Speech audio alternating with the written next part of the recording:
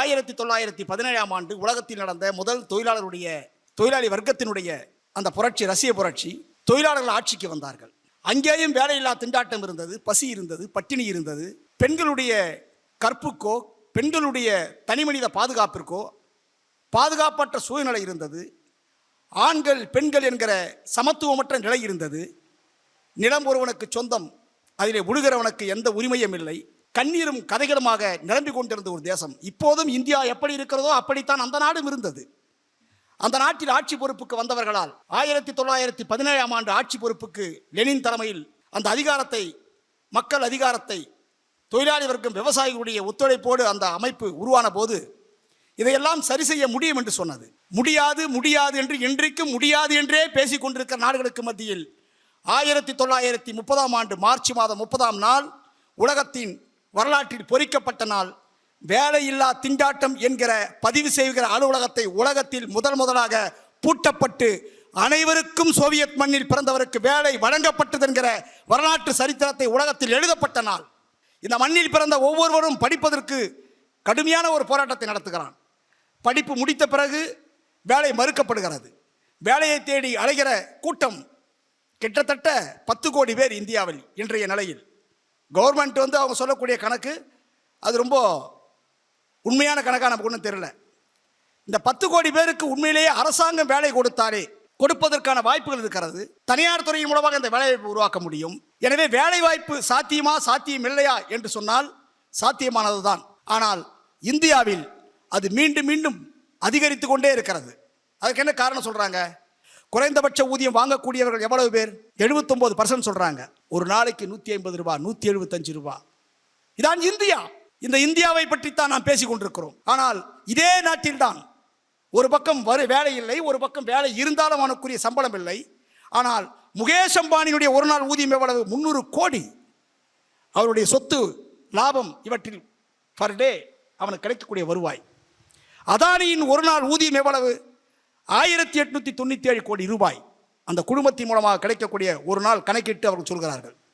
டாடா குழுமத்தினுடைய ஒரு நாள் ஊதியம் எவ்வளவு? 4450 கோடி. இதுதான் இரண்டு இந்தியா. பால் இல்லாமல், மருத்துவம் இல்லாமல் செத்து போகிற குழந்தைகளும் நோயாளிகளும் உருவாகி இருக்கிற ஒரு தேசம். இன்னொரு பக்கம் மலைமலையாய் இந்த மக்கள் உழைப்பிலே செல்வம் கொழுத்து குனிந்து இருக்கக்கூடிய கார்ப்பரேட் நிறுவனங்கள் இன்னொரு பக்கம். ஏஐஏ, சிஐடியு, பெபி, பிஎஸ்என்எல்யூ, டிஎன்ஜே, டிஒய்எஃப்ஐ, எஸ்எஃப்ஐ ஆகிய கூட்டு அமைப்புகளின் சார்பில் நடந்து கொண்டிருக்கிற இளைஞர்களுக்கான வேலை, தேசத்தின் வளர்ச்சி என்ற மிக முக்கியத்துவம் வாய்ந்த ஒரு தலைப்பில் ஒரு கருத்தரங்கம் என்கிற முறையில் நாம் நடந்து கொண்டிருக்கிற இந்த இனிய நிகழ்ச்சியினுடைய தலைவர் துளசிதரன் அவர்களே, கலந்து கொண்டிருக்கிற மதிப்புமிக்க தொழிற்சங்க தலைவர்களுக்கும், மாணவர், வாலிபர், இளைஞர் அமைப்பின் தலைவர்களுக்கும், இந்த அறிவார்ந்த சபையில் அமர்ந்து கொண்டிருக்கிற அத்தனை தோழர்களுக்கும் என்னுடைய முதற்கண் வணக்கத்தை தெரிவித்துக் கொள்கிறேன்.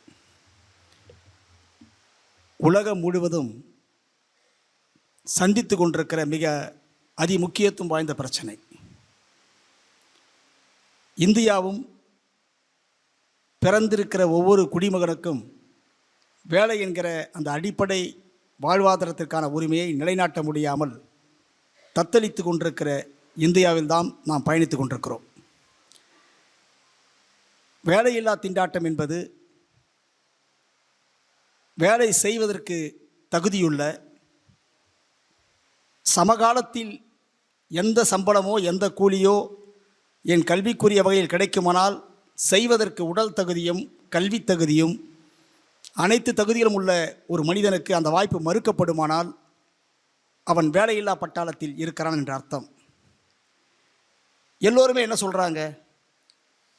இது போன்ற ஒரு வேலையில்லா பிரச்சனைக்கெல்லாம் தீர்வு காண முடியாது, எல்லாவற்றையும் அரசாங்கம் வேலை கொடுத்து விட முடியுமா, எல்லோருக்குமே வேலை கொடுத்து விட முடியுமா, இப்படி ஒரு கேள்வி எழுப்பப்படுகிறது. சாதாரணமானவர்கள் கூட சொல்லுகிறார்கள், எல்லாருக்கும் எப்படி அரசாங்கம் வேலை கொடுக்க முடியும்? இந்த கேள்விக்கு விடையே கிடையாதா? உண்மையிலேயே இந்த கேள்வி உண்மையை சொல்லுகிறதா? ஒரு தேசத்தின் வளர்ச்சி, தேசத்தினுடைய ஒட்டுமொத்த நம்பிக்கை, இந்த இரண்டு வார்த்தைகளுக்கும் மிக முக்கியமான பொருள் இருப்பதாக நாம் கருதுகிறோம். வேலையில்லா திண்டாட்டம் என்பது ஒரு நாட்டினுடைய வளர்ச்சியில் அது முழுமையாக ஒழிக்கப்படுகிற போதுதான் அந்த தேசம் சீரான வளர்ச்சியை நோக்கி சென்று கொண்டிருக்கிறது என்ற அர்த்தம். உலகத்தில் 2 தத்துவங்கள் இன்றைக்கும் எதிரும் புதிருமான தத்துவங்களாக மோதிக்கொண்டே இருக்கின்றன. ஒன்று, ஒரு நாட்டினுடைய வளர்ச்சிக்கு முதலாளித்துவம் என்கிற ஒரு தத்துவத்தின் மூலமாக பொருளாதாரத்தை, அரசியலை வடிவமைத்து அந்த நாட்டை இயக்கி கொண்டிருக்கிற ஒரு தத்துவம். 200க்கும் மேற்பட்ட நாடுகளில் இந்த தத்துவத்தின் வழிகாட்டிலே தான் பல நாடுகள் இயங்கி கொண்டிருக்கிறது, இயங்கி கொண்டு இருந்தது.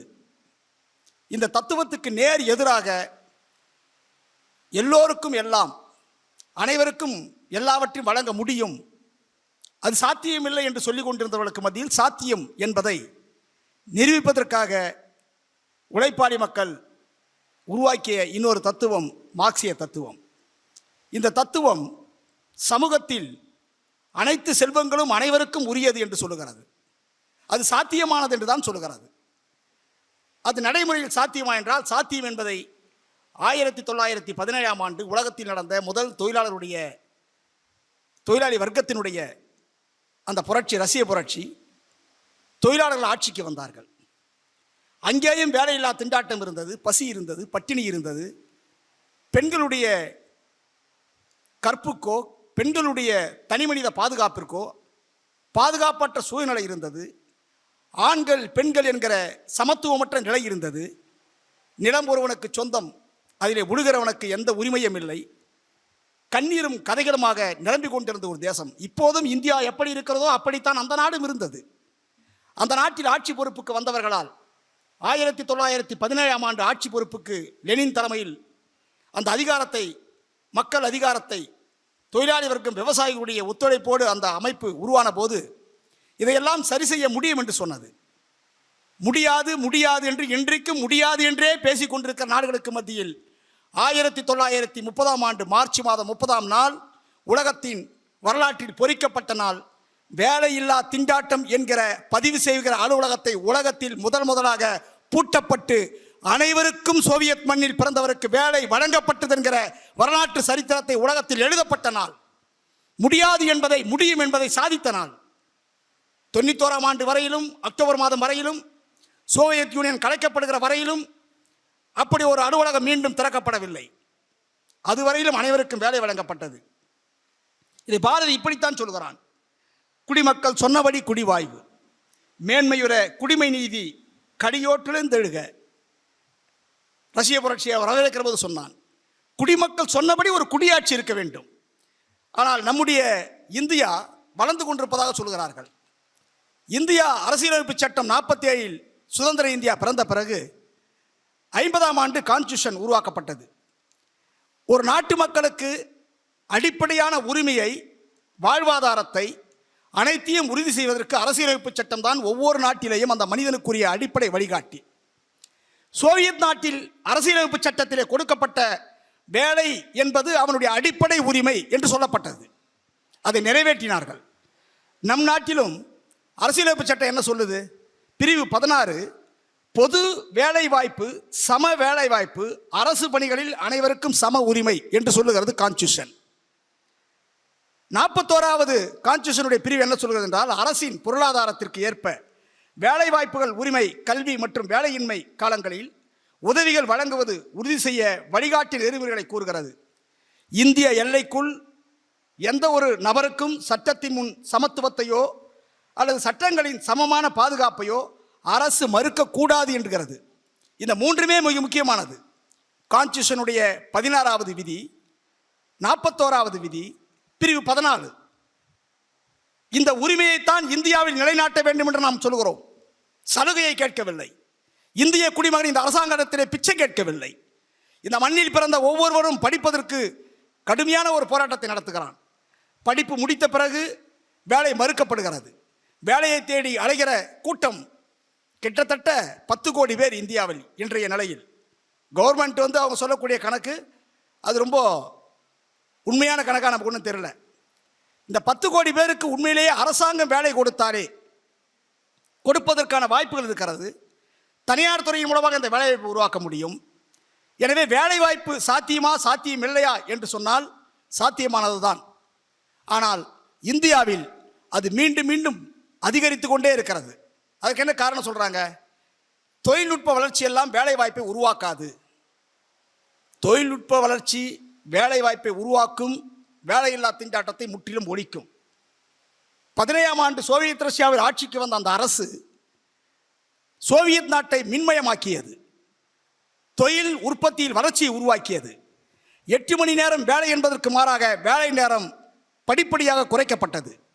13 ஆண்டுகளில் தொழில்மயமாக்கலின் மூலமாகத்தான் வேலையில்லா திண்டாட்டம் ஒழிக்கப்பட்டது. அதான் சோசலிசத்தினுடைய ஒரு அரசாங்கத்தின் சாதனை. ஆனால் முதலாளித்துவத்தில் தொழில்நுட்பம், நவீன தொழில்நுட்பம், ரோபோ, ஆட்டோமிஷன் இவை முழுவதும் உற்பத்தியை அதிகரிக்கிறது. ஆனால் வேலையின்மையினுடைய வளர்ச்சியை அது அதிகரிக்கவில்லை, வேலை வாய்ப்பை அது அதிகரிக்கவில்லை. தோழர் கிருஷ்ணமூர்த்தி இங்கே சொன்னதை போல அதை இன்னும் அதிகபட்ச சுரண்டலுக்கு எப்படி பயன்படுத்த முடியும் என்று தான் சொல்கிறார்கள். சமீப காலங்களில் நம் நாட்டில் இப்போ மிகப்பெரிய ஆட்டோமொபைல் இண்டஸ்ட்ரி வந்து விட்டது. தொழில் வளர்ச்சியில் மிக பிரம்மாண்டமாக நாம் உருவாக்கி கொண்டிருக்கிறோம். இதையெல்லாம் சொல்லுகிறார்கள். தனியார் துறையிலேயே வேலை வாய்ப்பை அதிகரிக்க முடியுமா? அதிகரிக்க முடியும். எப்படி அதிகரிக்க முடியும்? ஹூண்டாய் கார் தொழிற்சாலை அது துவங்குகிற போது ஒரு நாள் கார் உற்பத்தி 200. ஆனால் இன்றைக்கு 1300க்கும் மேற்பட்ட கார்களை உற்பத்தி செய்கிறது பர் டே. அன்றைக்கு அவர்கள் துவங்கி படிப்படியாக வேலை கொடுக்கப்பட்ட எண்ணிக்கை 1240 பேர். இப்பொழுதும் அதிகபட்சமாக நிரந்தர தொழிலாளிகள் 2240 பேர், ஒரு 12000 பேர் நிரந்தரமற்றவர்கள். மொத்தமாக 15000 பேர் வேலை செய்யக்கூடிய அந்த தொழிற்சாலையில் 200 கார் உற்பத்தி எங்கே? 1300க்கும் மேற்பட்ட கார் உற்பத்தி எங்கே? எத்தனை மடங்கு? இது எப்படி சாத்தியமானது? எல்லா நிறுவனங்களும், எல்லா உற்பத்தி நிறுவனங்களும் எந்திரங்கள் அவர்கள் ஒரு முறை மட்டுமே நிர்மாணிக்கிறார்கள். அதற்குரிய தொழிலாளிகளை எண்ணிக்கையை அவர்கள் பொருத்துகிறார்கள். ஆனால் அதிகமான எந்திரங்களை அவர்கள் பணம் செலவு செய்தால் ஒரு முறை இரவு ஷிப்டே தேவையில்லை. ஒரு எந்திரத்தில் ஒரு தொழிலாளி மீண்டும் மீண்டும் பணியமர்த்தப்படுகிறார். நீங்கள் அதே எந்திரத்தை அதிகப்படுத்தினால் இது போன்று 3 மடங்கு தொழிலாளர்களுக்கான வேலைவாய்ப்பை தர முடியும். செலவு மிஷினுக்கு மட்டும்தான், ஆனால் வேலைவாய்ப்பு பிரம்மாண்டமானதாக இருக்கும். அதை எந்த முதலாளிகளும் செய்வதில்லை. உலகத்தில் எந்த முதலாளியும் இதை ஒப்புக்கொள்வதும் இல்லை. ஒரு எந்திரத்தை வைத்துவிட்டு மீண்டும் மீண்டும் எந்திரம் தூங்கவில்லை, தான் போடப்பட்ட மூலதனத்திற்கு லாபம் வர வேண்டும் என்று கணக்கிட்டு இரவு எந்திரம் தூங்கவில்லை என்பதற்காக மனிதனுடைய தூக்கத்தையும் கெடுத்து இரவு பணியில் அவர்கள் வேலை வாங்குகிறார்கள். இதுதான் உற்பத்தி, மேனுஃபேக்சரிங் இண்டஸ்ட்ரி. இதே போல்தான் என்னுடைய சேவைத்துறை, இதே போல்தான் கெமிக்கல் இண்டஸ்ட்ரி. உலகத்தில் இருக்கக்கூடிய அத்தனை பிரிவுகளிலும் கொடூரமான இந்த உற்பத்தி முறை என்பது நவீன தொழில்மயம் அதிகமான லாபத்தை ஈட்டுகிறது. ஆனால் இந்த தொழிலாளிகளுக்கு எப்படிப்பட்ட வேலையை வழங்குகிறார்கள்? உண்மையிலே வேலைக்குரிய, அவருடைய உழைப்புக்குரிய, லாபத்துக்குரிய சம்பளம் வழங்கப்படுகிறதுனா அதுவும் கிடையாது. இந்த வேலை நேரம் என்பது ஒரு தொழிலாளி ஒரு காலகட்டத்தில் 18 மணி நேரம் 16 மணி நேரம் வேலை செய்து கொண்டிருந்த 18ஆம் நூற்றாண்டு. இந்த வேலையின்மை என்பது தொழிலாளிகளுக்கு வேலை வழங்குகிற போது அதிக நேரம் அவர்கள் வேலையில் ஈடுபடுத்தப்பட்டார்கள். தூக்கம் போனது, சுகம் போனது, அனைத்தும் இழந்தான். இந்த கோபத்தின் உச்சம்தான் பல நாடுகளில் புரட்சிகள் வெடித்தது. அதனுடைய வெளிப்பாடுகள் வேலை நேரம் குறைக்கப்பட வேண்டும் என்ற கோரிக்கை முன்வைக்கப்பட்டது. படிப்படியாக அது 16 மணி நேரமாக, 14 மணி நேரமாக, 12 மணி நேரமாக, ஒரு கட்டத்தில் 8 மணி நேரம்தான் எங்கள் வேலை நேரம், அதற்குரிய ஊதியத்தை தீர்மானிக்க வேண்டும் என்கிற உறக்கம், ஓய்வு, வேலை நேரம் என்கிற 3 முழக்கங்களோடு உலகத்தில் எழுந்த பிரம்மாண்டமான புரட்சி தான் மே தினத்தினுடைய வரலாறு. ஆனால் இப்போது என்ன நடக்கிறது? நவீன தொழில்நுட்பம் வருகிறது, ஆனால் வேலை நேரம் 16 மணி நேரமாக இருக்கிறது. அலுவலகத்தில் வேலை செய்வர்களுக்கு கூட நீங்களுடைய ஒர்க் ஜாப் என்கிற பெயரில் நீங்கள் வீட்டிலே கொண்டு போய் குறிப்பிட்ட வேலையை கொடுத்து இதை முடிக்க வேண்டும் என்று சொல்கிறார்கள். 8 மணி நேரத்திற்கான வேலை என்பதற்கு மாறாக வேலைக்கேற்ற வேலை நேரம் என்கிற முறையில் மாற்றி அமைக்கப்படுகிறது. இந்த உழைப்பு சுரண்டல், கருத்தியல் ரீதியான சுரண்டல், இவை முழுவதுமே குறிப்பிட்ட எண்ணிக்கையில் இருக்கக்கூடியவர்களை மட்டுமே மீண்டும் மீண்டும் குறிவைத்து முதலாளித்துவம் தன் லாபத்தை எடுத்துக் கொண்டிருக்கிறது. அதிகமான வேலை வாய்ப்பு என்பது அவர் லாபத்தில் வைக்கப்படக்கூடிய மிகப்பெரிய வேட்டாக அவர் பார்க்கிறார்கள். சரி, அரசாங்கத்துறையில் தான் மத்திய கவர்மெண்ட்டில் நீங்கள் வேலையை தர முடியாதா? தர முடியும். ஒரு நாளைக்கு 1,00,000 பேர் ஒரு நாளைக்கு நாள் ஒன்றுக்கு ரிட்டையர்மெண்ட் ஆகினே இருக்கிறாங்க. 1,00,000 வேலையில் இருக்கிறவங்க ஒவ்வொரு நாளும். அப்படின்னா 1,00,000 பேரை நீங்கள் ஃபில்லப் பண்ணணும்ல. ஏன் ஃபில்லப் பண்ணலை? என்ன காரணம்?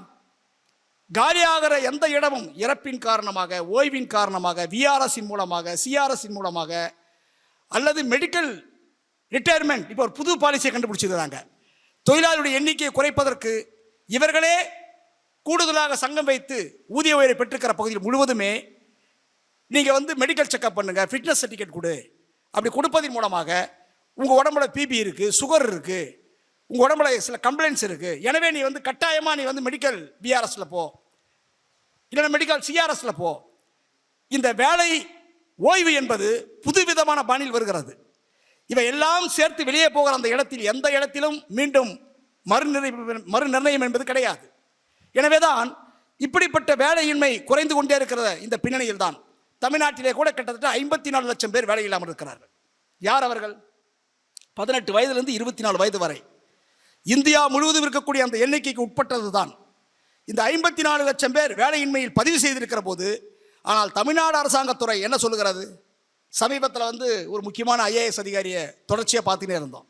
அமைச்சரும் சொன்னார், அதிகாரியும் சொன்னார், தமிழ்நாடு அரசு துறையிலே மட்டும் 30% அஃபிஷியல் தீர்மானிக்கப்பட்ட வேலைகள் காலியாக இருக்கிறது. அரசினுடைய 43 துறைகளில் லேபர் டிபார்ட்மெண்ட்டில் மட்டும் 27% காலி இடம். புதிதாக வேலை உருவாக்கத்திற்கிட்டோம் இருக்கிற இடமே ஃபில்லப் பண்ண முடியல. மின்சாரத்துறையில் 65,000 பேர் ரிட்டையர்மெண்ட் ஆகிருக்கிறாங்க, ஃபில்லப் பண்ணலை, காலியாக இருக்குது. புது வேலை வாய்ப்பை நம்ம சொல்லலை, இப்போ நினைச்சா போட முடியும். அரசு போக்குவரத்தில் 12,437 இடங்கள் காலியாக இருக்கிறது. டீச்சர்ஸ் 18,107 பேர் ஆசிரியர் காலி இடங்கள். பட்டதாரி ஆசிரியர்கள் 7,252 பேர். இப்படி வரிசையாக சொல்லிக்கொண்டே போகலாம். தலைமை ஆசிரியர் பிரிவு மட்டும் 8,000 பேர். இப்படி இருக்கிற இந்த காலகட்டத்தில் ஏன் இந்த இடத்தை இவங்க ஃபில்லப் பண்ண மாட்டாங்க? அமைச்சர்களும் அதிகாரிகளும் சொல்கிற காரணம், எங்களிடம் பணம் இல்லை. பணம் இல்லை. ஏன் பணம் இல்லை? உலக வங்கியில் கடன், ரிசர்வ் பேங்க் அனுமதியோட கடன் வழியில் சிக்கி 10 லட்சம் கோடி ரூபாய் நாங்கள் ஒவ்வொரு கடன் வாங்கிய எண்ணிக்கை மட்டுமே உயர்ந்து கொண்டிருக்கிறது. ஒவ்வொரு வருஷமும் 1 லட்சம் கோடி ரூபாய் கடன் வாங்க வேண்டிய அவசியம் நாங்கள் இருக்கிறோன்னு சொல்கிறாங்க. நாங்கள் எப்படி சம்பளம் கொடுக்க முடியும்? அப்போ அதுக்கெல்லாம் என்ன பண்ண போகிறீங்க? கான்ட்ராக்ட் விடுறோம். இங்கு தான் மத்திய அரசாங்கத்தினுடைய சுரண்டல் கொள்கை துவங்குகிறது. நீம், ஃபிக்ஸட் எம்ப்ளாய்மெண்ட், ஒப்பந்த தொழிலாளிகள், அப்ரண்டிஸ், ட்ரெயினி, லீடு, இப்படி வரிசையாக ஒரு பெரிய 20க்கும் மேற்பட்ட பெயர் பற்றி எல்லாத்தினுடைய நோக்கம் என்ன? அத்துக்கூலிகளாக வேலை வாய்ப்பை தருவது. ஏதோ ஒன்று கொடுப்பேன். இங்கு தான் சமூக பாதுகாப்புடன் கூடிய வேலை என்கிற நாம் கோரிக்கை முன்வைக்கிறோம். படித்து வெளியே வரக்கூடிய இந்த பட்டதாரிகள், இளம் கலை படிக்கிறவர்கள் மட்டும் 80 லட்சம் பேர் வராங்க இந்தியா முழுவதும். ஒரு பக்கம் 1 லட்சம் பேர் ரிட்டையர்மெண்ட் ஆகிறாங்க.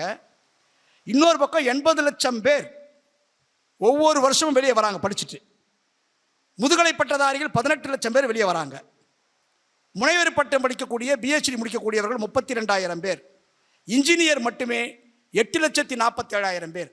இந்த பிரம்மாண்டமான எண்ணிக்கை ஏறக்குறைய 1,04,00,000 பேர் ஒவ்வொரு ஆண்டும் படித்துவிட்டு புதிதாக வேலையில்லா பட்டாளத்தில் சேர்கிறார்கள். இதுதான் இப்போது இந்தியா சந்திக்கக்கூடிய பிரச்சனை. இந்த பிரச்சனைக்கு என்ன தீர்வு சொல்கிறது இந்த அரசு? ஒரு தீர்வும் சொல்லவில்லை. வேலையின்மையால் ஏற்படக்கூடிய விளைவுகள் என்ன என்று ஆய்வுகள் சொல்லுகிறது. ஒருத்தன் வேலை இல்லைன்னா அவன் எப்படி இருப்பான்? மென்டல் ஆகிடுவான். படித்து முடிச்சுட்டு எடுத்தோடனே கேட்பான், எங்கப்பா வேலை செய்கிற? இந்த கேள்விக்கு என்ன பதில் உண்டு? நாமெல்லாம் வேலையில் இருப்பவர்கள், இங்கே இருக்கிறவங்க எல்லாருமே. நாங்கள் சங்க தலைவராக இருக்கிறதுக்குள்ள வேலையில் இருக்கிறவங்களுக்கு சங்கம் வச்சு போராடி இருக்கிறோம். வேலை இல்லாதவங்களுக்கு நாங்கள் எதுவும் சங்கம் வைக்கல. வேலை இல்லாதவனுக்கு சங்கம் வைக்காத காரணத்தினால் தான் கரப்பாம்பூச்சி போராட்டமாக உலகத்தில், இந்தியாவில் இப்போ இது புது பாணியில் உருவாகிறது. அது பெரும் போராட்டமாக வருகிறது. இந்த மாதிரி வேலை இல்லாமல் இருக்கக்கூடிய சமூக விளைவுகள் ஒரு கடுமையான கோபத்தை சமூகத்தில் எந்த நேரத்தில் எதுவும் நடக்கலாம். ஒரு மன அழுத்தத்தில் இருக்கிறார்கள். அந்த மன அழுத்தம் என்ன? சமூகத்திலிருந்து தனிமைப்படுத்தப்படுகிறார்கள். இந்த இளம் தலைமுறை பிறரால் அவமானப்படுத்தப்படுகிறார்கள். கௌரவமான வாழ்க்கை அவர்களால் வாழ முடியவில்லை. ஒரு தாழ்வு மனப்பான்மைக்கு உட்படுத்தப்படுகிறார்கள். சமூகத்திலிருந்து விலகப்படுகிறார்கள் என்று சொல்கிறார்கள். குடும்பம், நண்பர், உறவினர்கள், இது எவ்வளவு பெரிய ஒரு ஒரு ஒரு ஒரு லட்டி சார்ஜ். ஒரு சின்ன பையன் பேரில், 21 வயசு பையன் பேரில், ஒரு படித்த பட்டதாரியின் பேரில், ஒரு படித்த ஆசிரியரின் பேரில் தகுதி இருக்கிறது. இதற்காக நான் 6 வயதிலிருந்து நான் முயற்சி பண்ணி என்னுடைய 21 வயசில் வெளியே வர்ற போது இந்த சமூகம் என்னை பயன்படுத்தாது என்று சொன்னால் இந்த அரசாங்கத்தினுடைய ரோல் என்ன? நாடு வளர்ந்து விட்டதாக சொல்கிறார்கள். இவர்களை எல்லாம் பயன்படுத்தாத ஒரு நாடு என்ன நாடு அது? பயன்படுத்த முடியும் என்று நிரூபிக்கப்பட்டிருக்கிற இன்னொரு நாடும் இருந்ததே. ஏன் இந்தியாவில் இது சாத்தியமில்லை? இந்தியா இப்போது எங்கே இருக்கிறது? மனித வளத்தில். நம் தேசத்தினுடைய வளர்ச்சி என்பது படித்து முடித்து வேலை பெற்று அவன் சம்பளம் வாங்குற போது கிடைக்கிற சந்தோஷம் பாருங்க. அந்த முதல் சம்பளம், இப்போ நீங்களாம் முதல் சம்பளம் வாங்கியிருப்பீங்க. கொஞ்சம் அப்படியே மலர் மாதிரி போங்க. முதல் சம்பளம், நான் முதல் சம்பளத்தை எடுத்துன்னு போய் சாமி முன்னாடி போய் வச்சு கும்பிட்டம்பா அப்படி சில பேர் இருப்பாங்க. சில பேர் முதல் சம்பளம் வாங்கின்னு போய் சம்சாரத்துக்கிட்ட கொடுத்து அது கவர் கொடுத்தவங்க இருக்கிறாங்க, அப்பா அம்மா கிட்ட கொடுத்தவங்க இருக்கிறாங்க. முதல் சம்பளத்தை தெய்வமாக நினைக்கிறவங்க இருக்கிறாங்க. முதல் சம்பளம் வாங்கின அன்றைக்கி நண்பர்களுக்குள்ள ஒரே டின்னர் விருந்து வச்சு சந்தோஷம் கொண்டாடவங்க இருக்கிறாங்க. முதல் வேலை கிடைத்தவுடன் அந்த முதல் சம்பளம் என்பது வாழ்வின் மிக முக்கியமான நாள். ஆனால் வேலையே கிடைக்காமல் வேதனையில் எரிந்து கொண்டிருக்கிற இந்த 10 கோடி பேர் மட்டுமல்ல, பதிவு செய்யப்படாத கிராமப்புற விவசாய தொழிலாளிகள், இளைஞர்கள், இவர்களெல்லாம் புறக்கணித்து விட்டு ஒரு சமூகம் எப்படி மனித வளத்தில் வலுவான ஒரு தேசமாக இருக்கிறது என்று இவர்களால் சொல்ல முடியும்? ஐநா சொல்லுகிறது 191 நாடுகளில் நீங்கள் 132வது இடத்திலே இருக்கிறீர்கள். உங்கள் நாடு வளமான நாடு அல்ல. உங்கள் நாடு மனித வளத்தில் பின்தங்கி இருக்கிற நாடு. உங்கள் நாடு அனைவருக்குமான வளர்ச்சிக்குரிய நாடு அல்ல. வளரக்கூடிய நாடுகளில் கூட நீங்கள் 74 நாடுகளில் 62வது இடத்தில் இருக்கிறீர்கள் என்று ஐநா சொல்லுகிறது. நாம் சொல்லவில்லை. நாம் சொன்னால் நீங்கள் நகர்ப்புற நக்சலைட்டுன்னு சொல்லுவாங்க. ஐநா யாரு? அவங்கன்னா உலக நக்சலைட்டா? மோடி அவர்களை சொல்லுவாரா? தனிநபர் வருமானம் தான் ஒரு தேசத்தினுடைய உண்மையான வளர்ச்சியை சொல்ல முடியும். அம்பானியுடைய வருமானம், அதானியுடைய வருமானம் அதல்ல ஒரு தேசத்தின் வளர்ச்சி. ஆனால் இங்கு தனிநபர் வளர்ச்சி என்பது, தனிநபர் வருமானம் என்பது, நான் விரும்பியதை வாங்குகிற வாய்ப்பு சமூகத்தில் எனக்கு இருக்க வேண்டும். நான் கார் நினைச்சா வாங்கணும், ஆனால் வாங்க முடியாது. என் உடல்நிலை பாதிக்கப்பட்டால் நான் உரிய மருத்துவமனைக்கு போக வேண்டும், என்னால் போக முடியாது. மனைவியோ, குழந்தையோ, அண்ணனோ, தம்பியோ, தாயோ, உறவினரோ என்னை மதித்து ஒன்று கேட்டால் அதை வாங்கி கொடுக்கக்கூடிய சமூகத்தில் எனக்குரிய மரியாதை இருக்க வேண்டும். இருக்கிறதா? தனக்கே ஒரு நாள் சாப்பாட்டுக்கு வழி இல்லாமல் தள்ளப்படுகிற ஒரு இளைஞனுக்கு சமூகத்தின் யார் கோரிக்கையும், யார் விருப்பத்தையும், யாருடைய ஆசையும் நிறைவேற்ற முடியாத ஒரு நிலைமை வேலையில்லா திண்டாட்டத்திலே சிக்கி இருக்கிற ஒரு இளைஞனுடைய மனநிலை எப்படி இருக்கும் என்று நாம் யூகிக்க ஒன்றும் பெரிய சிரமம் தேவைப்படாது. இன்றைக்கு இருக்கக்கூடிய இந்தியாவில் 40% பேர் 2 வேளை கூட சாப்பிட முடியாதுன்றான், உணவு கூட வாங்க முடியாதுங்கிறான். பாரதி அதைத்தானே சொன்னான். கஞ்சி குடிப்பதற்கார் அதன் காரணங்கள் இன்னதென்று அறியுமிலார் என்று பாரதி சொன்னான். அவன் சொன்ன பிறகு 1920க்கு பிறகு இன்று வரையிலும் கிட்டத்தட்ட 100 ஆண்டுகளை கடந்திருக்கிறது. 77 ஆண்டுகளை சுதந்திரம் அடைந்திருக்கிறது. 2 வேளை என்னால் முழுமையாக சாப்பிட முடியாது என்று சொன்னால் அவர்களுக்கு சோறு போட முடியாத ஒரு அரசாங்கம், அதற்கு ஒரு பிரதமர், அதற்கு ஒரு பாராளுமன்றம், பொருளாதார அறிஞர்கள், IAS அறிவார்ந்த ஆட்சி நிர்வாகத்தை கற்றவர்கள் எல்லோருமாக சேர்ந்து இந்த நாட்டினுடைய குடிமகனுக்கு வயிற்றுக்கு சோறு போட முடியாத ஒரு நாடு எப்படி தேசத்தில் வளர்ந்த தேசமாக பார்க்க முடியும்? எப்படி ஒரு அழகான இந்தியாவா பார்க்க முடியும்? பார்க்கவே முடியாது. அதைவிட கொடுமை, இந்த தேசம் எப்படி இருக்கிறது?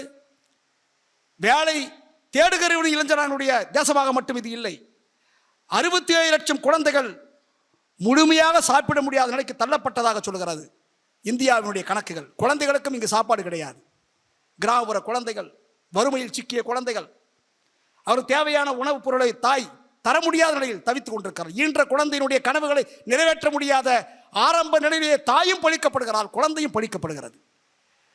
கொடிது கொடிது வறுமை கொடிது, அதனினும் கொடிது இளமையில் வறுமை. ஔவையாரினுடைய இந்த வாசகங்களை நம்மால் படிப்பதற்கு எப்படி நம்மால் இளைய வயதில் முடிந்ததோ, நடைமுறையில் இந்தியா அதை கண்டுகொண்டுதான் இருக்கிறது. குணப்படுத்தக்கூடிய நோய்களுக்கு உரிய சிகிச்சை கிடைக்காத காரணத்தினால் மட்டுமே 24 லட்சம் குழந்தைகள் ஒவ்வொரு ஆண்டும் மரணித்துக் கொண்டிருக்கிறார்கள். இந்த இந்தியாவை வளர்ந்த தேசம் என்று சொல்ல முடியுமா? இந்திய பொருளாதாரம் 1970ஆம் ஆண்டு அதனுடைய வளர்ச்சி 3.35 இருந்தது. அன்னைக்கு வேலை வாய்ப்பு 3% இருந்தது. ஆனால் இப்பொழுது 5.5%, 6% என்று சொல்லுகிற போது வேலை வாய்ப்பு 1%. இதனுடைய அர்த்தம் என்ன? தொழிற்சாலைகள் வருகிறது, தொழில் வளர்ச்சி வருகிறது, நவீன தொழில்நுட்பங்கள் உருவாக்கப்படுகின்றன, சேவைத்துறை உள்பட. ஆனால் இந்த வளர்ச்சி முழுவதும் இந்தியாவில் இருக்கக்கூடிய குடிமகனுக்கு வேலை வாய்ப்பை தருகிறதா? ஒட்டுமொத்த வளர்ச்சியில் ஒவ்வொருவருமே பங்களிப்பு செய்ய முடிகிறதா என்றால் இல்லை. இல்லை என்கிற பதிலை தவிர வேறொன்றும் இல்லை. நாம் கேட்கிறோம், இந்த நாட்டில் சமூக பாதுகாப்பு என்பது சமூகத்தில் பிறந்திருக்கிற ஒவ்வொரு மனிதனுக்கும் தேவை என்று நாம் சொல்கிறோம். சமூக பாதுகாப்பு என்பது 8 மணி நேரம் வேலை என்று சொல்லுகிறது. வாரத்தில் விடுப்பு 2 நாள் தேவை என்று சொல்லுகிறது. பண்டிகை காலத்தில் எனக்கு விடுப்பு தேவை என்று சட்டம் சொல்லுகிறது. மருத்துவ காப்பீடு, பணிக்கொடை, ஓய்வூதியம், கல்வி அலவன்ஸ், செலவைப்படி, வீட்டு வாடகைப்படி, போக்குவரத்து படி, போனஸ், இத்தனையும் ஒருவனுக்கு இருக்குமானால், இத்தனையும் ஒருவனால் பெற முடியுமானால், இத்தனையும் எவன் ஒருவனால் அனுபவிக்க முடியுமோ அவனுக்குத்தான் சமூகத்தில் ஓரளவு பாதுகாக்கப்பட்டிருக்கிறது என்று அர்த்தம். நான் முதல்ல சொன்ன இந்த டேட்டா என்ன சொல்லுது? இந்தியாவுடைய டேட்டா என்ன சொல்லுது? மருத்துவ வசதி இல்லை, உணவு இல்லை, பிறந்த குழந்தைக்கு பால் வாங்க பணம் இல்லை, ஒவ்வொரு நாளும் வறுமையில் செத்து கொண்டிருக்கிற இன்னொரு பக்கம் எண்ணிக்கை அதிகம், பிறக்கிற போதே செத்து போகிற குழந்தைகள் எண்ணிக்கை அதிகம். இத்தனையும் இந்த மண்ணில் பெரும்பான்மை மக்களுக்கு வழங்க முடியாத ஆட்சி அதிகாரம் கோலோச்சுகிற ஒரு காலகட்டத்தில் தான் நாம் இங்கிருந்து கொண்டிருக்கிறோம். ஆனால் இந்த வேலை வாய்ப்பை பெற்றிருக்கிற தொழிலாளிகளுக்கு கூட எப்படி சம்பளத்தை ஃபிக்ஸ் பண்ணுறாங்க? இந்த சம்பளத்தில் எப்படி நீங்கள் சமூக பாதுகாப்பு கிடைக்கும்? இது முழுவதுமே ஒப்பந்த தொழிலாளிக்கு உண்டா? இது முழுவதும் தொகுப்பூதிய ஊழியர்களுக்கு உண்டா? இவை முழுவதும் நிரந்தரமற்ற தொழிலாளிகளுக்கு உண்டா? அரசு துறையாக இருக்கலாம், பொதுத்துறையாக இருக்கலாம், தனியார் துறையாக இருக்கலாம், அமைப்பு சாரா துறை. மொத்த தொழிலாளிகளில் 90% இந்தியாவில் ஓரளவுக்கு வேலை வாய்ப்பை பெறக்கூடிய தொழில் அன்ஆர்கனைஸ்ட். அந்த தொழிலாளிகளுக்கு என்ன பாதுகாப்பு இருக்கிறது? ஒரு பாதுகாப்பும் கிடையாது. 45 கோடி பேர் அந்த பணியில் இருப்பதாக சொல்கிறது. இந்த தொழிலாளிகளுடைய பெரும் படைக்குத்தான் சம்பளம் 3 விதமாக தீர்மானிக்கப்படுகின்றது. ஒன்று மினிமம் வேஜ், அதுக்கப்புறம் என்ன சொல்றாங்க? ஃபேர் வேஜ், நியாயமான ஊதியம். அதுக்கடுத்து தேவையான ஊதியம், லிவிங் வேஜ், வாழ்வதற்குரிய சம்பளம். இந்த 3 வேஜில் பெரும்பான்மை மக்கள் எங்கே இருக்கிறார்கள்?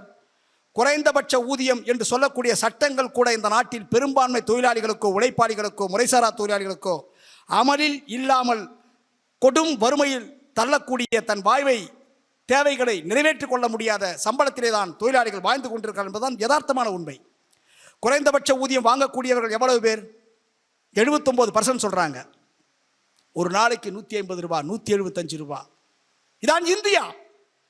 இந்த இந்தியாவை பற்றித்தான் நாம் பேசிக் கொண்டிருக்கிறோம். ஆனால் இதே நாட்டில்தான் ஒரு பக்கம் வேலை இல்லை, ஒரு பக்கம் வேலை இருந்தாலும் அவனுக்குரிய சம்பளம் இல்லை. ஆனால் முகேஷ் அம்பானியுடைய ஒரு நாள் ஊதியம் எவ்வளவு? 300 கோடி. அவருடைய சொத்து லாபம் இவற்றில் பர் டே அவனுக்கு கிடைக்கக்கூடிய வருவாய். அதானியின் ஒரு நாள் ஊதியம் எவ்வளவு? 1897 கோடி ரூபாய். அந்த குழுமத்தின் மூலமாக கிடைக்கக்கூடிய ஒரு நாள் கணக்கிட்டு அவர்கள் சொல்கிறார்கள். டாடா குழுமத்தினுடைய ஒரு நாள் ஊதியம் எவ்வளவு? 4450 கோடி. இதுதான் 2 இந்தியா. பால் இல்லாமல், மருத்துவம் இல்லாமல் செத்து போகிற குழந்தைகளும் நோயாளிகளும் உருவாகி இருக்கிற ஒரு தேசம். இன்னொரு பக்கம் மலைமலையாய் இந்த மக்கள் உழைப்பிலே செல்வம் கொளித்து குளிந்து இருக்கக்கூடிய கார்ப்பரேட் நிறுவனங்கள் இன்னொரு பக்கம். ஆனால் அரசாங்கம் சொல்லுகிறது இந்தியா நாட்டினுடைய குடிமகனுக்கு தேசிய அளவில் அடிப்படை ஊதியம் 178 என்று சொல்லுகிறது. அதாவது 178 ரூபா கொடுத்தா போதும்பா உனக்கு. இதில் என்ன சமூக பாதுகாப்பை பெற முடியும்? இதில் என்ன சமூகத்தில் கௌரவமான ஒரு அந்தஸ்தை பெற முடியும்? நீங்கள் வேலையில்லா திண்டாட்டத்தில் ஈடுபடக்கூடிய 10 கோடி பேருக்கு மட்டுமல்ல, வேலை பெற்றிருக்கிறவர்களுக்கே கொடுக்கக்கூடிய இந்த சம்பளத்தில் ஒன்றுமில்லை. இவங்கிட்ட பணம் இல்லாத போது நீங்கள் என்ன மருத்துவத்தில் பெரிய வெற்றி காண முடியும்? ஒன்றும் பண்ண முடியாது. இந்த நாட்டில் மூத்த குடிமக்கள் படக்கூடிய துயரங்கள் கொஞ்சம் நஞ்சம் அல்ல. வேலையில்லா திண்டாட்டத்தில் இருப்பவர் மட்டுமல்ல, சீனியர் சிட்டிசன்ஸ் 15 கோடி பேர் மிக பிரம்மாண்டமான எண்ணிக்கை இந்தியாவில் இருக்கிறார்கள். அவங்களுக்கு எவ்வளோ பேருக்கு வந்து நீங்கள் வந்து ஒரு நல்ல பாதுகாப்பான வாழ்க்கையை நம்மால் கொடுக்க முடிந்திருக்கிறது? மன அழுத்தத்தில் இருப்பதாக தகவல் சொல்கிறது. என்ன மன அழுத்தம்? 60 வயசாச்சு, பையனும் கண்டுக்க மாட்டான், மனைவியும் பெருசாக மதிக்க மாட்டுறாங்க. ஒரு பெண்ணாக இருந்தால் இன்னும் அதை விட கொடுமை. பிபி, சுகர், காது கேட்காத நிலைமை, கண் பார்வை குறைஞ்சி போகுது. இந்த மன அழுத்தத்தில் இந்தியாவினுடைய மூத்த குடிமக்கள் தள்ளப்பட்டிருக்கிறார்கள். அவர்களுக்கான பாதுகாப்பு என்ன இருக்கிறது? ஒன்றும் கிடையாது. 78% மூத்த குடிமக்கள் பென்ஷனே கிடையாது. நாம் என்ன கேட்டுக்கிறோம்? பழைய பென்ஷன் வேணும், இருக்கிற பென்ஷன் போதாது, அதுவே ரொம்ப ரொம்ப ரொம்ப ரொம்ப குறைவு. ஆனால் இந்த 15 கோடி பேரில் 78% பேருக்கு பென்ஷனே கிடையாதுன்னா அவங்க யார்கிட்ட நம்பிக்கிறாங்க? தோழர்களே, அநாத இல்லங்களும் கோவில்களில் பிச்சை எடுக்கிற மூத்த குடிமக்களும் தேநீர் கடைகளிலும் சாலைகளிலும் இன்றைக்கு பிச்சை எடுக்கிற எண்ணிக்கை அந்த வயதை பார்த்தீங்கன்னு சொன்னால் சீனியர் சிட்டிசன்ஸ். இந்த சமூகத்தினுடைய இளமை காலத்தில் இந்த நாட்டினுடைய வளர்ச்சிக்காக உழைத்தவர்கள், இந்த நாட்டினுடைய பொருளாதாரத்திற்காக தன் பங்களிப்பை செலுத்தியவர்கள், எல்லாவற்றையும் செய்த அந்த மூத்த குடிமக்கள் வயதான காலத்தில் சமூகம் கைவிடப்பட்டிருக்கிறது. இது ஒரு கௌரவமான சமூகமா? இந்த சமூகத்தை பற்றி தான் வளர்ந்த சமூகம் என்று மோடி சொல்லுகிறாரா? இந்த சமூகத்துக்கு தான் தற்போது வந்திருக்கிற ஆட்சி மாற்றங்கள் எல்லாம் என்ன உதவி செய்கிறது? மீதம் இருக்கிற குறைந்தபட்ச அந்த ஊழியர்களுக்கு, இந்த தொழிலாளிகளுக்கு, வயதானவர்களுக்கு கொடுக்கக்கூடிய சம்பளம் எவ்வளவு? ஓய்வூதியம் 1000 ரூபாய். 1000 ரூபாவுக்கு எத்தனை இடத்துல படியேறான் ஒரு சாதாரண முறைசாரா தொழிலாளி?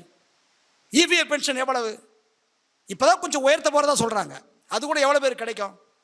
எனவே பழைய ஓய்வூதியம் என்பது அமுல்படுத்தப்பட வேண்டும் என்று நாம் சொல்லுகிற அதே நேரத்தில் அனைவருக்குமே அந்த ஓய்வூதியம் தேவை.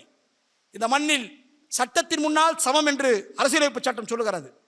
ஆனால் சட்டத்தின் முன்னால் சமம் என்பதை நடைமுறையில் நம்மால் இன்றைக்கும் அமல்படுத்த முடியவில்லை. இப்போது நடந்து கொண்டிருக்கிற இந்த ஆட்சி, அமல்படுத்தக்கூடிய கொள்கை, இவை முழுவதும் பொதுத்துறைகளை மீண்டும் மீண்டும் அதனுடைய பங்குகளை விற்பது, பெரிய முதலாளிகளுடைய கைகளுக்கு மாற்றுவது. அதன் மூலமாக நடக்கக்கூடிய ரியாக்ஷன் என்ன? பணியிடங்கள் குறைக்கப்படுகின்றன, வேலைப்பளு அதிகரிக்கப்படுகிறது. ஒரே இடத்தில் நேற்று 30,000 ரூபாய் சம்பளம் கொடுத்திருந்த அந்த இடத்திற்கு வெறும் 5000க்கும் 6000க்கும் சாதாரண படித்தவன் ஏங்கி கொண்டிருக்கிறான். இந்த வேலையில்லா திண்டாட்டம் என்பது இந்த சமூகத்தில் அது ஒரு ரிசர்வேஷன் ஒர்க்கர், கையிருப்பில் இருக்கக்கூடிய தொழிலாளிகள், இது தொழிலாளிகள் அமைப்பால் திரளுவதற்கு எதிராக, தொழிலாளிகள் உரிமை கேட்டு போராடுவதற்கு எதிராக, தொழிலாளிகள் இந்த அரசாங்கத்தினுடைய கொள்கைகளை எதிர்த்து தன்னுடைய சமூக நீதி சமநீதிக்கு போராடுவதற்கு மாறாக அப்படி போராடினால் இதோ பார் வேலை இல்லாமல் அங்கே இருக்கிறாங்க, நம்மளை வச்சுக்குவேன். இப்போ நடந்த எல்லா போராட்டங்களும் தான் தெரிகிறது. சாம்சன் போராட்டம் நடக்கிற போது என்ன நடந்தது? ஒரு பக்கம் 1400 பேர் ஒரு பந்தலில் உட்காந்துக்கிறான், இன்னொரு பக்கம் 2000 பேர் அதே கம்பெனியில் வேலை கேட்டு உடனடி ஜாப்புக்கு காத்துங்கிறான். எப்போதெல்லாம் வேலை நிறுத்தம் நடக்குமோ அப்போதெல்லாம் அரசாங்கமோ தனியார் துறையோ வேலை இல்லாமல் இருக்கக்கூடியவர்களை வேலை உடனே தருகிறேன் என்று சொல்லும். இந்த அமைப்பாக திரளக்கூடியவர்கள் நாம் வெளியே வந்தால் இன்னொருவன் இருக்கிறான் குறைந்த கூலிக்கு. இப்போ கவர்மெண்ட் என்ன பண்ணுறாங்க? உள்ளாட்சியில் குறைந்தபட்ச காசுக்கு நான் வேலை வாய்ப்பை தரேங்கிறான், டிரான்ஸ்போர்ட்டில் கான்ட்ராக்டுங்கிறாங்க. மத்திய சர்க்கார் அதனை பண்ணுறாங்க. இது முழுவதுமே சமூகத்தில் ஒரு பதட்டத்தை உருவாக்குகிறது. இதை எதிர்த்து எப்படி எதிர்கொள்வது? வெறும் போராடுவது மட்டுமல்ல, தொழிற்சங்க இயக்கம் மாற்றை சொல்லுகிறது. இந்த சமூகத்தில் அரசு தன் கட்டுப்பாட்டுக்குள் கொண்டு வருமானால் உற்பத்தி துறையை, பொதுத்துறைகளை, வேலை வாய்ப்பை நிச்சயமாக அரசால் செய்ய முடியும். முடிந்ததற்கு ஒரு முன்னுதாரணம் வரலாற்றில் இருக்கிற போது ஏன் இந்தியாவிலே முடியாது? முடியும். ஆனால் இந்தியாவினுடைய ஆட்சியை, ஆளும் அரசியலமைப்பை அனைத்தையும் தீர்மானிப்பது யார்? மோடியா? இல்லை. விரல் வெட்டி என்கிற கார்ப்பரேட்டுகள் கையிலே இன்றைக்கு நாடு சிக்கி கொண்டிருக்கிறது. அவர்களின் பிரதிநிதியாக பாராளுமன்றம் மாற்றப்படுகிறது. கார்ப்பரேட்டுகளுடைய ஊதுகோயலாக செய்தி நிறுவனங்கள் மாற்றப்பட்டிருக்கின்றன. கார்ப்பரேட்டுகளுடைய கையாளாக நீதிமன்றங்களும் ஆக்கப்படுகின்றன. கார்ப்பரேட்டுகளுடைய கையாளாக இந்த நாட்டினுடைய கருத்து உருவாக்கம் செய்யப்படுகின்றன. எல்லா இடங்களிலும் கார்ப்பரேட்டுடைய ஆதிக்கம். பாராளுமன்றம் என்பது முதலாளிகளுடைய விருப்பத்தை நிறைவேற்றக்கூடிய ஒரு சபையாக பொது உடைமை தத்துவவாதிகள் சொன்னார்களே, அது இந்தியாவிலே இப்போது நடைமுறையில் அமலுக்கு வந்திருக்கிறது. எனவேதான் இந்த அடக்குமுறை கருவியின் மூலமாக அதை எதிர்கொள்வதற்கு அவர்கள் அச்சப்பட எல்லா முயற்சியும் ஈடுபடுகிறார்கள். டெல்லியில் நடந்த போராட்டம் என்ன? இந்த அரசாங்கத்தை மாற்றவே முடியாதா? முடியும் என்பதை வரலாறு நிரூபித்திருக்கிறது. வேலையில்லா திண்டாட்டம் தான் ஒரு தேசத்தில் ஒரு புதிய பிரளயத்தை உருவாக்கி இருக்கிறது. சமீபத்தில் இலங்கையில் நடந்த போராட்டம் என்ன, 2022ஆம் ஆண்டு ஜூலை, கிட்டத்தட்ட 70 ஆண்டுகளுக்கு மேலாக இராணுவத்தை கையிலே வைத்துக் கொண்டு குண்டுகளை போட்டு சிங்கள இனமா தமிழ் இனமா மீண்டும் மீண்டும் யுத்தம், மனிதன் செத்துக்கொண்டே இருந்தான். இலங்கையிலே பிறந்த ஒருவனுக்கு உண்ணுவதற்கு உணவு பெரும் பற்றாக்குறையாக இருந்தது. மீன்வளம் மிகுந்த, கடல் வளம் மிகுந்த அந்த தேசத்திலே மீனுடைய விலை உலகத்திலே அங்குதான் அதிகம். கடுமையான விலை உயர்வு, வேலையில்லா திண்டாட்டம், எல்லாவற்றையும் பார்த்து கொண்டிருந்தார்கள். ஆனால் பொதுவுடைமைவாதிகள் மக்களுக்கான போராடி கொண்டே இருந்தார்கள். ஒரு நாள் இந்த மன்னர்களும் மன்னரை போன்று ஆளுகிற இந்த ஆட்சியாளர்கள் இந்த நாட்டுக்கு தேவையில்லை என்று இளைஞர்களின் பட்டாளம் கொதித்து எழுந்தது. ஓடினார்கள். ஜனாதிபதியும் ஓடினார், பிரதமரும் ஓடினார், மக்கள் பாராளுமன்றத்தை கையில் எடுத்தார்கள். அதான் இலங்கையில் ஏற்பட்ட ஒரு மாற்றம். அதே போல்தான் நீங்கள் 2025ஆம் ஆண்டு பிப்ரவரி ஜென் இசட் புரட்சி நேபாளத்திலே, அந்த மன்னர்களோ ஆட்சியாளர்களோ யாரும் எதிர்பார்க்கவில்லை. அங்கே இருந்தது இடதுசாரி அரசாங்கமாக கூட இருக்கலாம். தவறு தடுமாற்றம் யார் செய்தாலும் இளைஞர்களும் பொதுமக்களும் வேடிக்கை பார்க்க மாட்டார்கள். மாற்றங்களை உருவாக்குவார்கள், மாற்றங்களை விரும்புவார்கள். யூத் அப்படி என்பது அது இந்தியாவில் மட்டுமல்ல, உலகம் முழுவதும் வந்திருக்கக்கூடிய ஒரு பெரும் விழிப்புணர்வு. அந்த விழிப்புணர்வு பிரளயமாக மாறுகிறது. அந்த விழிப்புணர்வுக்கும் பிரளயத்திற்கும் அடிப்படை காரணம் சமூகத்திலே அவனுடைய உணர்வுகள், உரிமைகள், சமூகத்தின் அடிப்படை கடமைகள் அனைத்தும் புறக்கணிக்கப்படுகின்றன. அதன் விளைவுதான் நேபாள். பங்களாதேஷில் நடந்த புரட்சியும் அதுதான். அதான் டெல்லி. இந்த போராட்டங்களுக்கெல்லாம் அடிப்படை காரணமாக இருப்பது வேலையில்லா திண்டாட்டம், தேசத்தினுடைய வளர்ச்சி. இவை முழுவதும் நாம் எதிர்கொள்வதற்கு ஒரு பரந்தப்பட்ட ஒற்றுமை தேவைப்படுகிறது. ஸ்பான்டேனியஸ் மூமெண்ட், தன்னெழுச்சி இயக்கங்கள் வரும், வடிந்து போகும். அமைப்பு ரீதியாக திட்டமிட்ட இயக்கங்கள் உருவானால் அது வரும், வடிந்து போகாது. ஆட்சியாளர்களை மாற்றி ஒரு புதிய ஆட்சியை அமைக்கும். உலக வரலாற்றில் திட்டமிட்ட புரட்சிகளும் சமூகத்தின் கட்டமைக்கப்பட்ட புரட்சிகளும் அமைப்பு ரீதியாக அறிவார்ந்த சபையின் மூலமாக ஏற்படக்கூடிய கிளர்ச்சிகள் உலகத்தில் பல ஆட்சியை மாற்றியது மட்டுமல்ல, புதிய பரிணாமமுள்ள ஆட்சியை நிறுவனம் செய்திருக்கிறது. இந்தியாவில் அப்படிப்பட்ட மாற்றங்கள் தேவைப்படுகிறது. இங்கே எல்லா வகையிலுமான மோசடிகள் துவங்கி இருக்கின்றன.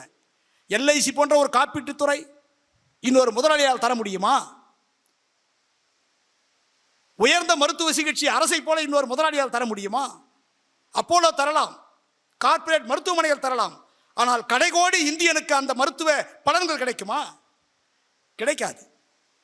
எனவேதான் காப்பீட்டுத்துறை போன்ற பொதுத்துறைகள் மருத்துவத்தில், கல்வியில், விவசாயத்தில், எல்லாவற்றிலும் அரசின் கட்டுப்பாட்டிலே அது இருக்குமானால் சமூகத்துக்கு அந்த நன்மை கிடைக்கும். நன்மை கிடைக்கும், கிடைத்தது என்பதற்கு எல்ஐசி காப்பீட்டுத்துறை இந்தியாவிற்கு ஒரு முன்மாதிரியாக இருக்கிறது. இந்த துறையை காவு கொடுப்பதற்கு அரசாங்கம் வெறிபிடித்து அழைத்துக் கொண்டிருக்கிறது. எனவேதான் வேலையின்மை என்பது அது வெறும் இந்தியாவின் இளைஞரின் பிரச்சனை அல்ல, இந்தியாவின் சமூகத்தின் பிரச்சனை, இந்தியாவினுடைய வளர்ச்சியின் பிரச்சனை, இந்தியா நாட்டினுடைய, இந்திய குடிமக்களுடைய அனைவருடைய எதிர்கால வாய்வின் பிரச்சனை என்று நாம் பார்க்கிறோம். எனவேதான் இது போன்ற இயக்கங்கள், ஒரு விழிப்புணர்வு தேவைப்படுகிறது. நமக்குள் அரங்கத்துக்குள் பேசிக் கொண்டிருக்கிற இது போன்ற கருத்தரங்கங்கள் மக்கள் மட்டத்தில், தெருவீதியில், தொழிற்சாலைகளில் எல்லா இடமும் செல்ல வேண்டிய அவசியம் இருக்கிறது. ஈரோக்கள் வந்து எல்லாவற்றையும் தீர்த்து விடுவார்கள் என்று சில பேர் நினைக்கிறார்கள். தொழிலாளி மத்தியிலே அந்த கருத்து இருக்குது. பெஸ்ட் ஹீரோ வருவார், அவர் வந்தால் எல்லாத்தையும் மாற்றிடுவார். நேற்று ஒருவர் வந்தார், இன்று ஒருவர் வந்திருக்கிறார், நாளை ஒரு ஹீரோ வருவார். எல்லா பாவிகளையும் ரட்சிக்க இயேசுநாதரை போல இங்கே பல இயேசுநாதர்களை எதிர்பார்த்து கொண்டிருக்கிறார்கள். ஆனால் பிரச்சனை அதற்கு தீர்வு அல்ல என்பது இந்த இளைய தலைமுறைக்கு நாம் சொல்ல வேண்டிய அவசியம் இருக்கிறது. தனிநபர்கள் மிகச்சிறந்த புரட்சியாளர்களாக, போர் வீரர்களாக இருக்கலாம். ஆனால் அமைப்பு ரீதியான, தத்துவார்த்த ரீதியான ஒரு நாட்டில் எல்லா வகையும் மாற்றி அமைக்கக்கூடிய ஒரு தெரிந்த மாற்று அரசியலும் சித்தாந்தமும் தேவைப்படுகிறது. இந்தியாவில் அதை நோக்கி நாம் முன்னேற வேண்டிய அவசியம் இருக்கிறது. அதனுடைய முதல் துவக்கமாக இந்திய நாடு முழுவதும் இருக்கக்கூடிய விவசாயிகள், தொழிலாளிகள், மத்தியதர வர்க்கத்தைச் சேர்ந்தவர்கள், உழைப்பால், கருத்தால் உழைக்கக்கூடிய அனைவரும் ஒரு பெரும் மேடையில் இன்றைக்கு நாம் ஒன்றிணைய வேண்டிய அவசியம் இருக்கிறது. மத்திய அரசாங்கம் எல்லாவற்றிலும் பலம் பொருந்திய அரசாங்கமாக மாறிக்கொண்டிருக்கிறது. மொழியா ஒற்றை மொழி, மதமா ஒற்றை மதம், கலாச்சாரமா ஒற்றை கலாச்சாரம், உற்பத்தியை கொள்ளையடிக்கக்கூடிய கார்ப்பரேட் என்கிற ஒற்றை கொள்கை என்கிற முறையில் அதை அமுல்படுத்துவதற்கு, அதை இந்த நாட்டின் மீது திணிப்பதற்கு எல்லா விதமான தன் அதிகாரத்தை பயன்படுத்த துவங்கி இருக்கிறது. அது நீதிமன்றத்தின் மூலமாக, காவல்துறையின் மூலமாக, அதிகார வர்க்கத்தின் மூலமாக, ஊடகத்தின் மூலமாக, சகலத்தையும் தன்னுடைய கொடூர பலத்தின் மூலமாக எதிர்கொள்ள முயன்றிருக்கிறது. இதை எதிர்கொள்வதற்கு நீ வேறு, நான் வேறு, நீ தனி, நான் தனி என்று பிரிந்திருப்பதன் மூலமாக சாத்தியமில்லை. ஒரு மரமாக இருப்பதன் மூலமாக ஒருபோதும் தென்றல் வரலாம், ஆனால் சூறைக்காற்று வராது. பெரும் புயலாய் எதிரிக்கு எதிராய் அணிதல்வதற்கு பெரும் ஒற்றுமை, மாபெரும் ஒற்றுமை, எல்லோரும் ஓர் மேடை, எல்லோர் இலக்கம் ஒன்று. எங்கள் சமூகத்தினுடைய வளர்ச்சி, தேசத்தினுடைய வளர்ச்சி என்பது அனைவருக்குமான வளர்ச்சியாக இருக்க வேண்டும் என்கிற இலக்கோடு பயணிக்கிற போது அதற்கு தடையாக அரசின் கொள்கை இருக்கிறது. இந்த தேசத்துடைய வளர்ச்சிக்கு தடையாக முதலாளிகளுடைய லாபம் இருக்கிறது, கொடூர லாபம் இருக்கிறது. உலக பன்னாட்டு நிறுவனங்களுடைய ஆதிக்கம் படிப்படியாக துவங்கி இருக்கிறது. ஒரு பிரிட்டிஷ், ஒரு கம்பெனி, ஒரு அரசாங்கம் அடிமைப்படுத்தியவனை எதிர்த்து நாம் வெற்றி பெறுவதற்கு 150 ஆண்டுகள் தேவைப்பட்டது. ஆனால் இன்றைக்கு உலகத்தின் எல்லா நாடுகளும் இங்கே வந்திருக்கிறது. உலகத்தின் எல்லா முதலாளிகளும் வந்திருக்கிறார்கள். நம் தேச கொடியை நட முடியாது ஒரு இடத்தில், ஆனால் பிரிட்டன், அமெரிக்கா, ஸ்பெயின், பிரெஞ்சு எல்லா கொடிகளும் நடப்படுகின்றன. ஒரு தொழிலாளி எந்த இடத்திலும் சங்கம் வைக்க முடியாது, அவன் சங்கம் வைத்திருக்கிற கொடியை நட முடியாது. எனவே வேலையில்லா திண்டாட்டம் என்பது தொழிலாளி வர்க்கத்தினுடைய பிரச்சனை, மத்தியதர வர்க்கத்தினுடைய பிரச்சனை, இந்த தேசபக்தியுடைய பிரச்சனை. அடிப்படை உரிமைகள் அரசியலமைப்பு சட்டத்தில் கொடுக்கப்பட்டிருக்கிற அந்த உரிமைகள் நிலைநாட்டுவது என்பது அது சாதாரணமாக ஏற்றிலே இருக்கிற அந்த வார்த்தை அனுபவிக்க வேண்டும் என்றால் ஒவ்வொரு குடிமகனையும் அவனை அறிவுபூர்வமாகவும் அரசியல் பூர்வமாகவும் சமூகத்தின் மீது அக்கறையுள்ள மனிதராக மாற்றுகிற அந்த பாதையில் பயணிப்போம். சமூகத்தில் மாற்றத்தை ஏற்படுத்துவோம். அதற்கு இது போன்ற கருத்தரங்குகளும் அறிவார்ந்த சபைகள் அதிகமாகிற போது நிச்சயம் மாற்றம் நடக்கும். வெல்வது நாமத்தான் இருப்போம், வீழ்வது நமக்கு எதிரான கொள்கைகளாக இருக்கட்டும் என்று கூறி உங்களை சந்தித்து பேசுவதற்கான வாய்ப்பினை தந்த தோழருக்கு நன்றி தெரிவித்து முடித்துக் கொள்கிறேன். நன்றி, வணக்கம்.